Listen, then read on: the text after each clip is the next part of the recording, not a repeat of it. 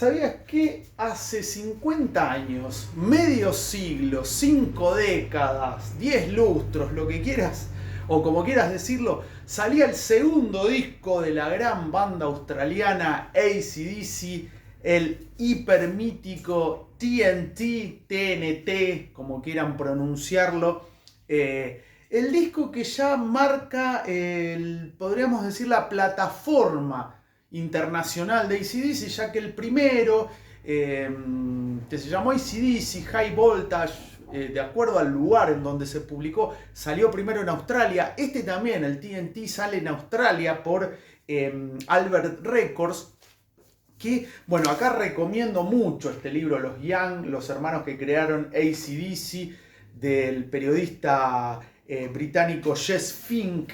Muy profundo y ingresa a lugares por ahí inhóspitos, por llamarlo de alguna manera, dentro del clan del clan Young, porque era realmente un núcleo muy cerrado. Angus, Malcolm, George, que fue, podríamos decir, el primer gestor de AC/DC, el que impulsó a Malcolm a armar la banda, e ingresa el jovencísimo Angus Young. De hecho tenía 20 años cuando sale TNT, disco que no lo tengo, como verán, tengo la remera, el libro, que tenía la tapa, bueno, el fanático de AC/DC lo va a recordar, que tenía esa especie de madera que decía AC/DC como grafiteado, y TNT decía.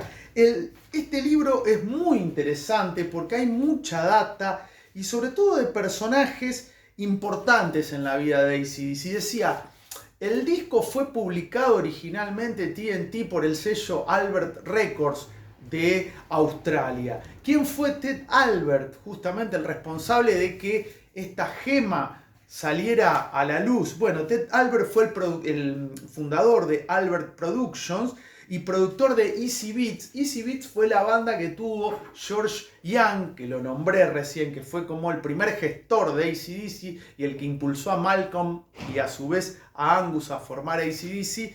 Easy Beats junto a George Banda, que luego formaron Harry Banda, y George Young, formaron Flash and the Pan, una muy buena banda New Wave, synth pop, los de Ayla. Me encanta esa banda, Flash and the Pan.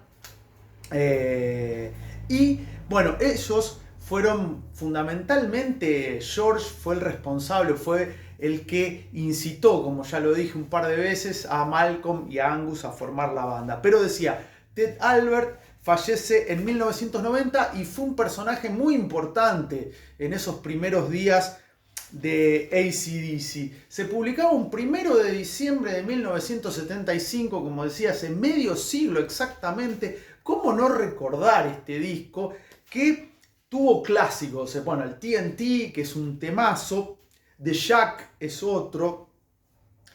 Y la primera canción, que acá voy a leer un fragmento de los Young, de Jess Fink, la primera canción con la que ya empieza el camino a la internacionalización de los AC/DC. El clásico lo voy a leer porque en inglés es muy complicado. It's a long way to the top if you wanna rock and roll.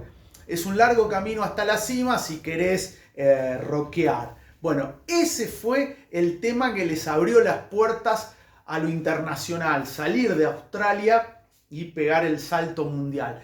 Porque había como no sé si decir recelo, pero decían, es una banda de rock and roll, como algunos decían, muy australiana, muy tosca. Sin embargo, y hay detractores de AC/DC que ignorantemente dicen, todos los discos son iguales, que son los mismos, que dicen Motorhead siempre hizo lo mismo, Ramones lo mismo. Bueno, gente que no sabe de rock, obviamente, porque AC/DC nunca hizo un disco igual a otro. Sí está la energía rockera, que es intransferible e innegociable. De hecho, los AC/DC siempre dijeron que ellos no eran una banda de heavy metal, era una banda de rock and roll. Y su máxima influencia, una de sus máximas inspiraciones, y siempre lo nombraron, y acá hay una coincidencia histórica con TNT, fue Chuck Berry. Ellos sobre todo Angus decía, nosotros hacemos un rock and roll muy inspirado en Chuck Berry. De hecho, Angus hace el paso del pato, casi me caigo, hace el famoso baile del pato que lo patentó Chuck Berry, y Chuck Berry estuvo muy enojado y quiso cobrarle, monetariamente hablando, a Angus por ese paso, el dog walk, el paso del pato, no el baile del pato.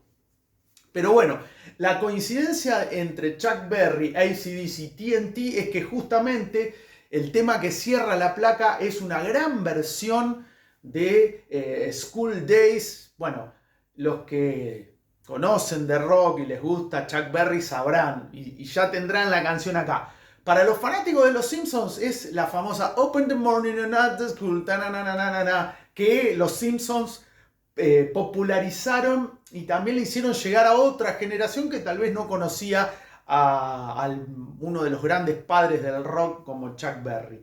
Bueno, la formación, podríamos decir, histórica. Bon Scott, ojo, yo no me voy a meter en esa dicotomía, no, porque Brian Johnson no está a la altura de Bon Scott. Para mí, los dos son grandísimos cantantes y yo no le voy a quitar mérito a Brian Johnson. Pero bueno, Bon Scott tenía lo suyo. Era el más grande de los AC/DC, le decían el abuelo, cariñosamente, porque le llevaba sus buenos años a los hermanos Young. Bueno, Phil Rudd en la batería, histórico, y Mark Evans en bajo, y los hermanos Young dieron vida a este disco, que tenía 9 canciones, 7 compuestas por Angus, Malcolm y Bon Scott, una Can I Sit Next to You, Girl, que es otro de los grandes temas. Puedo sentarme al lado tuyo, nena, sería algo así la traducción. Que esa la hicieron los hermanos Young solamente, Malcolm y Angus, y la versión de School Day. Y también está High Voltage, también otro temazo, alto voltaje. Es un disco de rock and roll puro y que si lo escucha uno ahora, tal vez dice, bueno, es rock and roll cuadrado. Cosa que yo con la que no coincido. Pero yo me imagino a alguien, yo tenía 3 años cuando salió el disco, así que obviamente no tenía idea cuando salió, era un bebé prácticamente. Pero yo me imagino aquel que escuchaba rock progresivo toparse con esto, porque era realmente rock. Yo lo veo más cercano al punk, a los AC/DC, que tal vez al rock progresivo, o tal vez al metal, al heavy metal floreciente o naciente de Black Sabbath. Yo lo veo más por el lado del rock and roll, pero con una inyección bien punk. Y como decía, este disco es el que empieza a abrir las puertas internacionales para AC/DC. Ya no se habla de una banda típica de Australia y demás.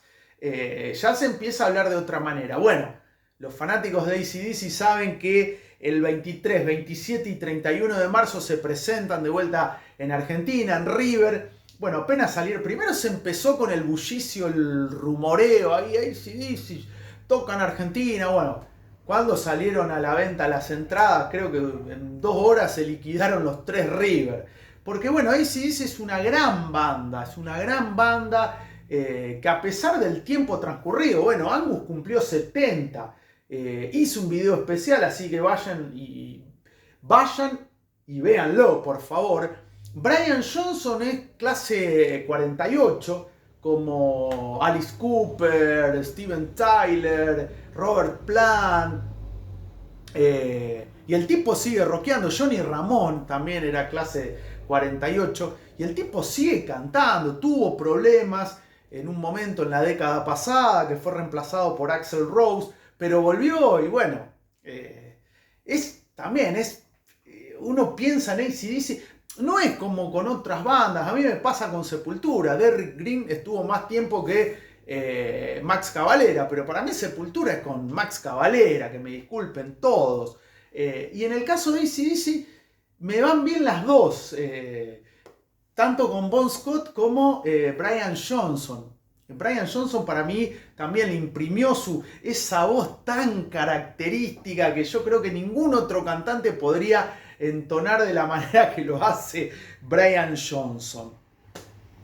Bueno, otra cosa para tener en cuenta, el primer disco también de AC/DC, que cumplió 50 años, salió en abril, o sea, salió en abril y en menos de un año salió el segundo. Una locura grabar 2 discos en un año, creo que lo hicieron los Ramones, y no sé, bueno, alguna otra banda más. Antes se ve que había mucha creatividad.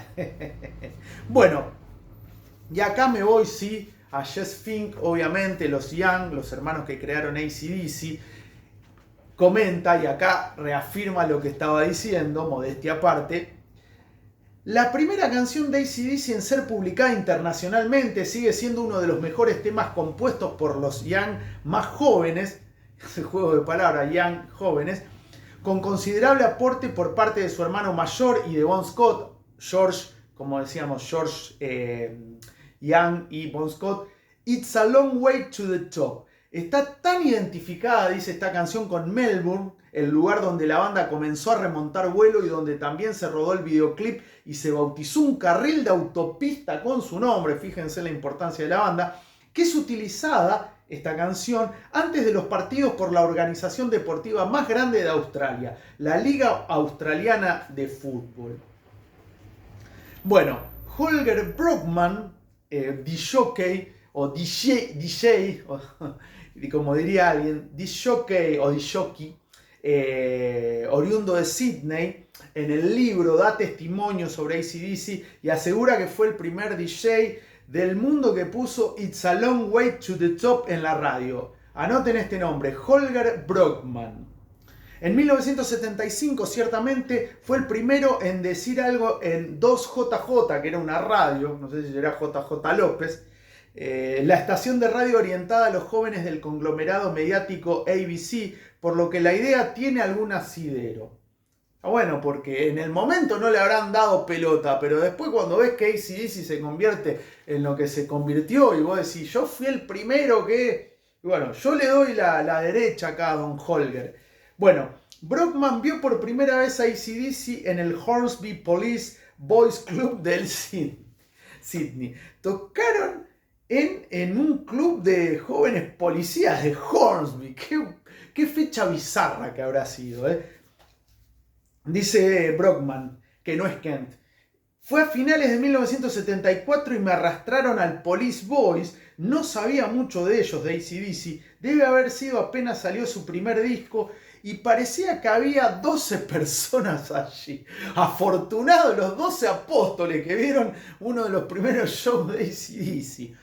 Es probable que hayan sido más. En 1975 yo pasé del turno noche en la radio a trabajar al horario del desayuno y recuerdo que alguien trajo It's a Long Way to the Top y me dijo que lo escuchara. Lo pasé al aire y estaba tan de puta madre que lo puse otra vez y otra vez y otra vez 5 veces seguidas. Imagínense, sonando a full ese temazo que tiene las gaitas, que es el que da comienzo, eso quería decir, al disco TNT. Le preguntan a Brockman, ¿el público llamó para protestar? Sí, pedían más, se ríen, pero ¿por qué 5 veces seguidas? A lo que responde, ¿por qué no hacerlo si era la primera vez que lo escuchaba? Puedes imaginarlo por primerísima vez. ¡Carajo! Las gaitas me atraparon y de pronto aparecen las gaitas y ¡boom! ¡Gaitas! Es este rock and roll de puta madre y está lleno de gaitas y suena brillante. Se fue de mambo con la palabra gaitas, no es que estoy haciendo redundancia. Y lo pones ahora y suena igual de bien. Coincido acá con Don Brockman, que es el que pasó por primera vez It's a Long Way to the Top de AC/DC. Bueno, y acá también entra en juego la internacionalización que decía, porque sale por Albert Records, que es un sello australiano, y aparece, ya empiezan las multinacionales, cuando olfatean que algo puede llegar al éxito, se lanzan como sabuesos. Bueno, y ahí aparece Atlantic, que fue el sello que los publicó en los comienzos, no sé hasta qué tiempo, porque ahora lo sacaba creo que Sony lo sacaba últimamente, y ahora no sé si se siguen publicando, sí, los CD no veo que salgan, ellos se sacan virtualmente, pero estas bandas legendarias creo que sacan el físico todavía, aleluya. Y bueno, acá hablan justamente ejecutivos de la futura compañía discográfica de AC/DC, Atlantic. Una vez que Carol Browning le hubiese hecho ver a Phil Carson de la filial británica de Atlantic un video de la banda, les ofreció un contrato mundial. Dijo, esta es, y bueno, visión de futuro, como diría un pastor. No tuvo dudas. Desde aquel momento en que los vi, sabía que podía hacer que la banda funcionase bien en Europa. Ese era mi objetivo principal, dice este ejecutivo. Esto fue antes que los videos fueran algo común, pero Carol, la que le tiró el dato al ejecutivo este de Atlantic, trajo una invención audiovisual hecha por Fairchild.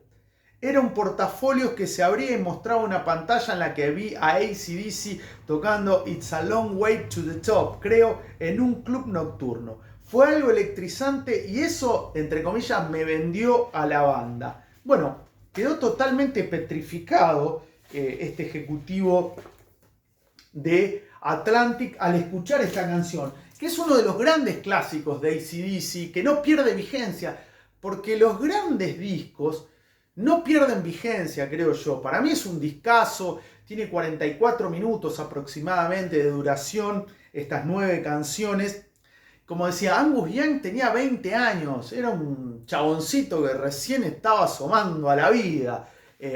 Malcolm creo que tenía 2 años más, 3 como mucho. Eran muy jóvenes, salvo Bon Scott, que ya tenía sus 20 largos, pero tampoco era un veterano de guerra.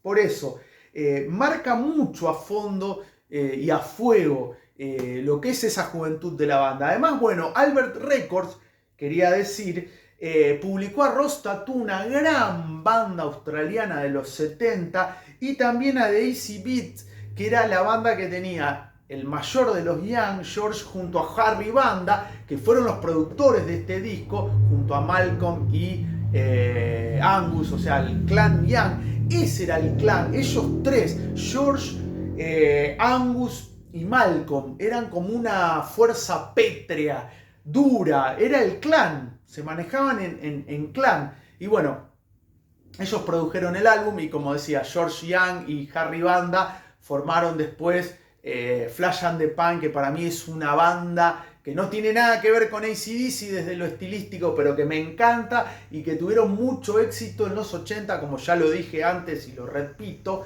con la canción Ayla. Bueno, este disco fue el puntapié inicial para que AC/DC se convirtiera, en la máquina monstruosa que fue, es y será. AC/DC es una de las bandas cruciales en la historia del rock, fundamentales, trascendentales, que le inyectaron mucha sangre. Coincide con la aparición del punk, históricamente hablando, y es esa manía de darle fuerza al rock que la estaba perdiendo con el rock progresivo. Como siempre digo, para mí, humilde juicio, con el rock progresivo y el virtuosismo, el rock se fue aplacando, se fue haciendo aburrido, predecible, y bueno, la aparición de bandas en los 70, mediados de los 70, como Motorhead, Ramones, AC/DC, Sex Pistols, The Clash, The Damned, un poquitito antes los New York Dolls, Pure Cult, que es Pure Hell, una banda de punk negros que fue contemporánea a los Ramones, y cuando iban a grabar su primer disco se pelearon, no sé qué pasó, y ese disco está en Spotify, búsquenlo, porque una banda pionera del punk que tal vez no es muy reconocida, Pure Hell, puro infierno. Todas esas bandas hicieron posible que se le inyectara al rock mucho salvajismo, fuerza, energía, adrenalina, y que resurgiera de las cenizas como el ave fénix o como el gato Félix, como dijo un intendente de la ciudad de Santa Fe, aquí en la Argentina, a fines de la década del 80. Pero bueno, TNT es un clásico con la voz característica de Bon Scott, como decía. ¿Cuál es tu canción favorita de este discazo que hoy cumple medio siglo? Ni más ni menos, a mí, bueno, ya lo dije, It's a Long Way to the Top, para mí es un temazo. Can I Sit Next to You Girl, lo tengo que leer porque si no se me traba todo, es otro temazo, TNT, y me gustó mucho la versión de School Days y ese homenaje que hace AC/DC, que no se quedó solamente en las palabras, en decir que Chuck Berry los marcó mucho, sino que hacen una versión muy, muy buena para cerrar el disco. Para vos, ¿cuál es la canción más importante o la que más te marcó de este discazo que hoy cumple medio siglo? Comentarios, ya que estás, deja un me gusta, te suscribís y ayudás a este humilde canal melómano con sus efimérides. Pero acá lo importante, y se me dieron vuelta los hermanos Young.